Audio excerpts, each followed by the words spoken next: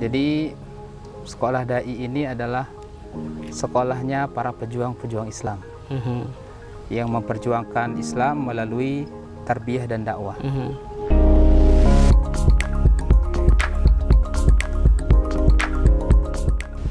Assalamualaikum warahmatullahi wabarakatuh. Pemirsa BMH TV, kembali lagi bertemu dengan channel yang cerdas menggerakkan.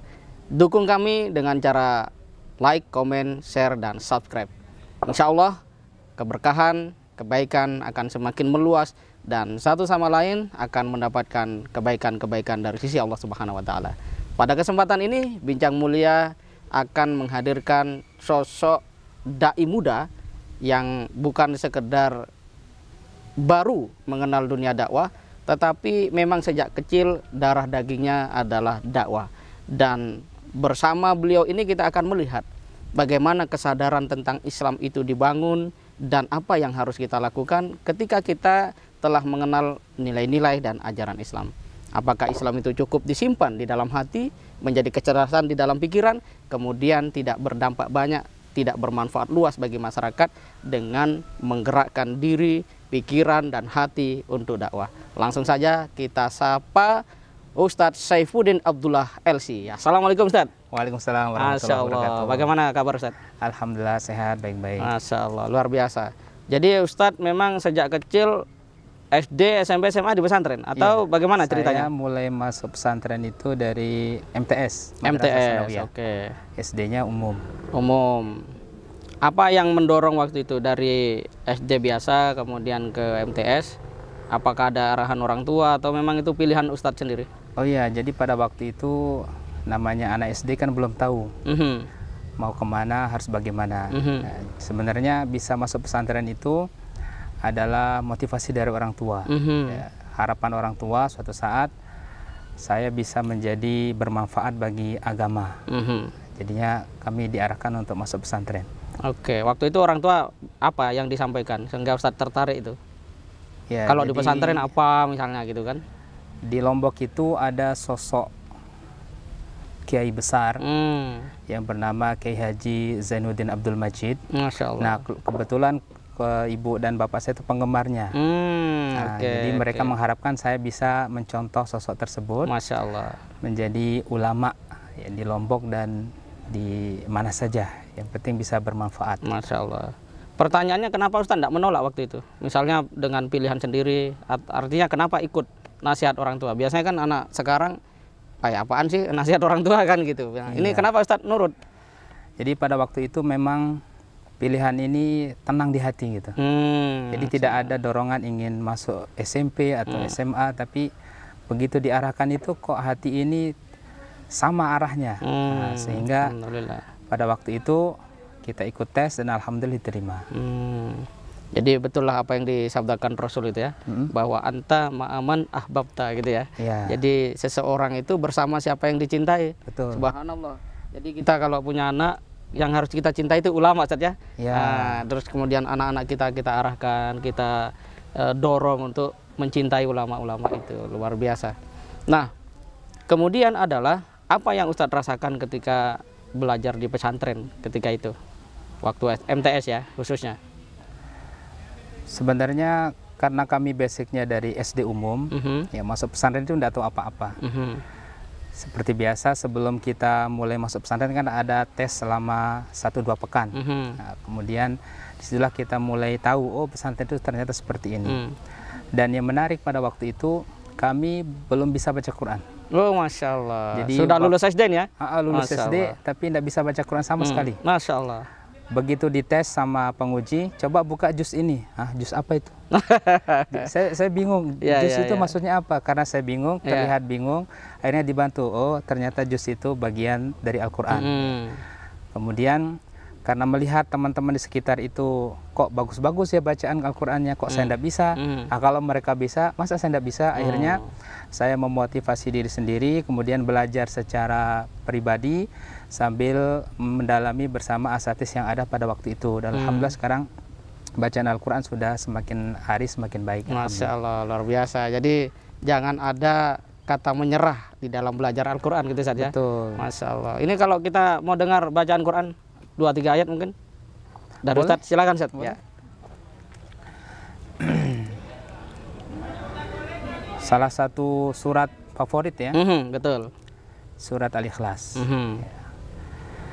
A'udzu billahi minasy syaithanir rajim.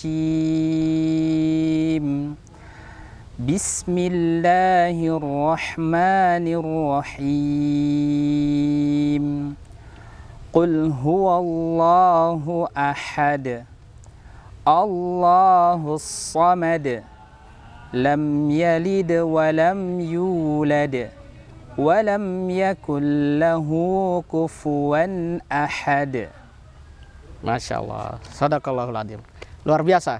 Dan pemirsa BMH TV, Ustadz Saifuddin Abdullah ini adalah direktur dari Sekolah Dai yang merupakan mitra BMH di dalam mencetak dan menebar dai ke seluruh Indonesia.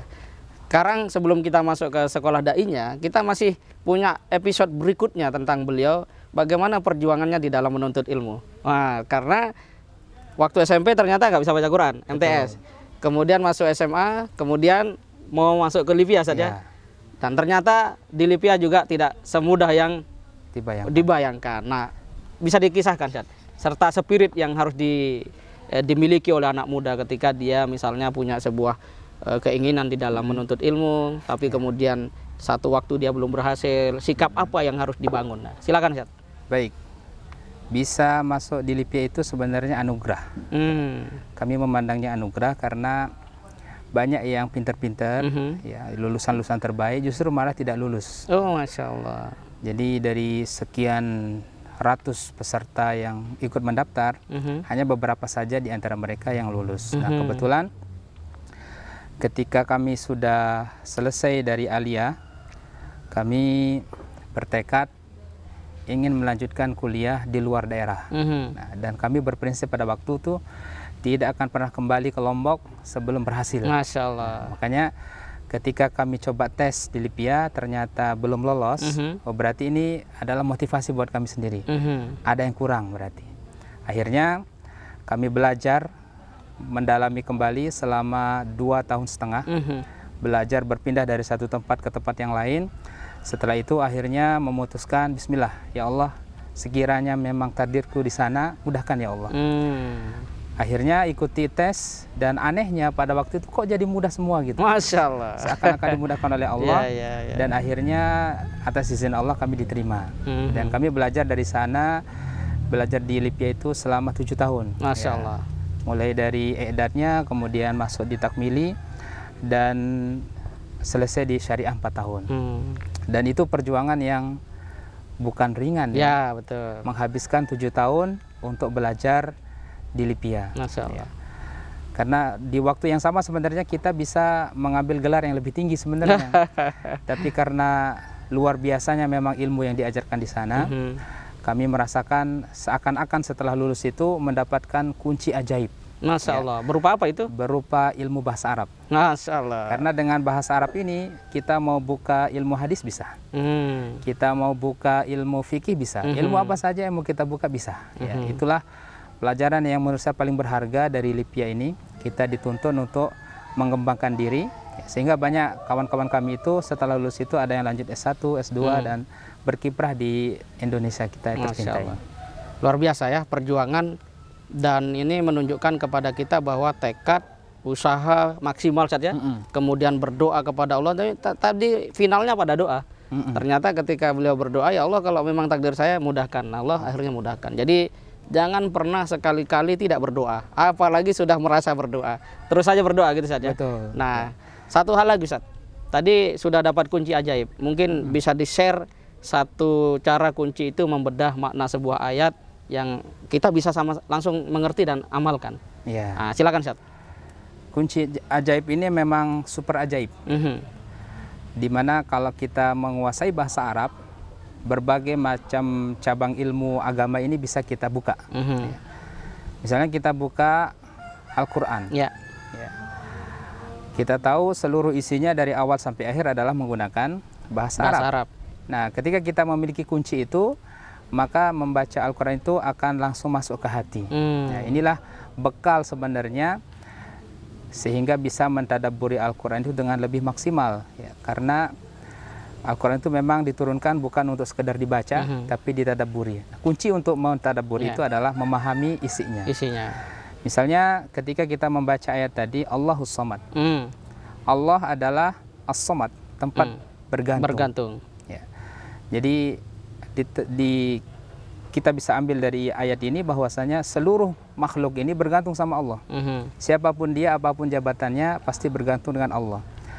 Dan semua makhluk itu pasti akan kembali kepada Allah, suka atau tidak suka.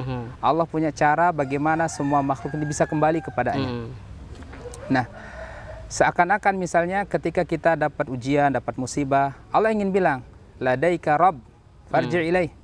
Kamu itu punya Rabb, kembalilah kepadanya. Masya Allah. Allahus Samad, Allah tempatmu bergantung, maknanya adalah semua kita bergantung kepada Allah, tapi di saat yang sama Allah tidak butuh sama sekali dengan kita. Masya Allah. Ya.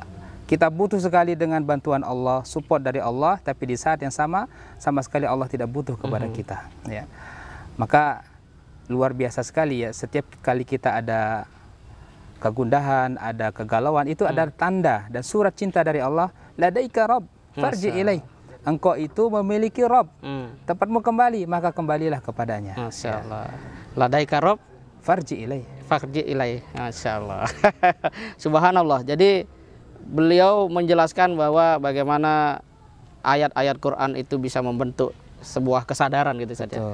Jadi saya juga teringat pada makna bahwa Allah itu Maha Pengasih dan Maha Penyayang.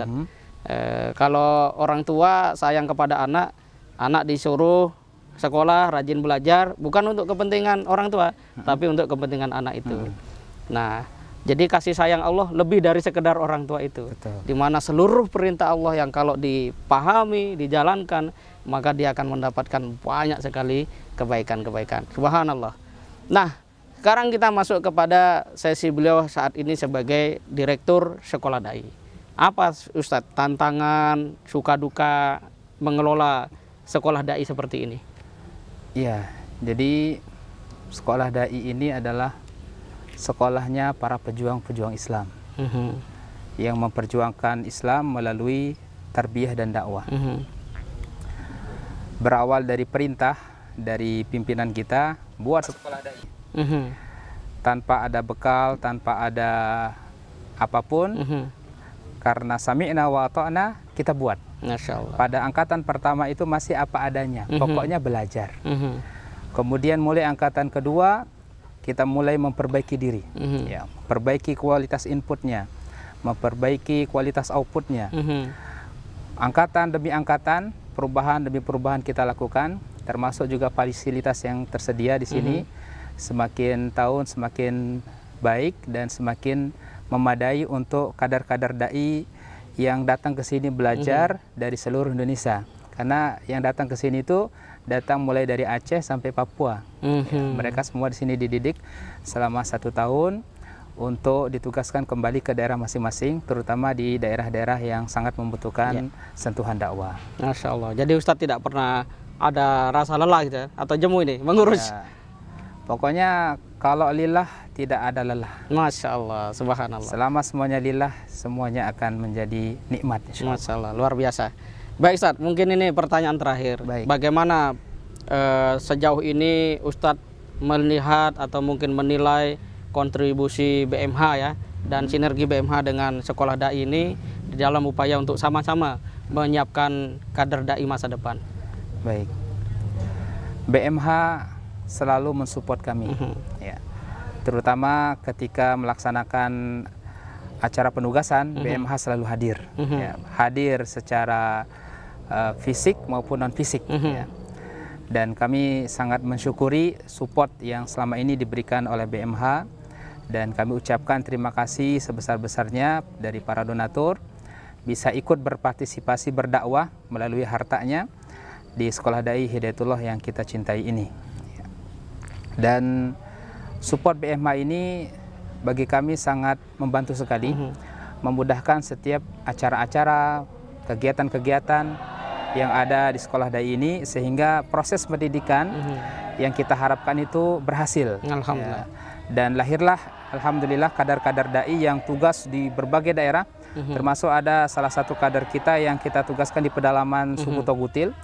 Beliau masuk dari satu hutan ke hutan lainnya untuk mengislamkan suku-suku yang ada di sana. Alhamdulillah ini adalah prestasi yang sangat luar biasa. Alhamdulillah. Yang lahir dari rahim Sekolah Dai Hidayatullah Bogor ini. Alhamdulillah, luar biasa Ustaz Saifuddin Abdullah perjuangan. Dan tadi pemirsa kalau ada masuk suara-suara, memang sedang proses pembelajaran Sekolah Dai berlangsung.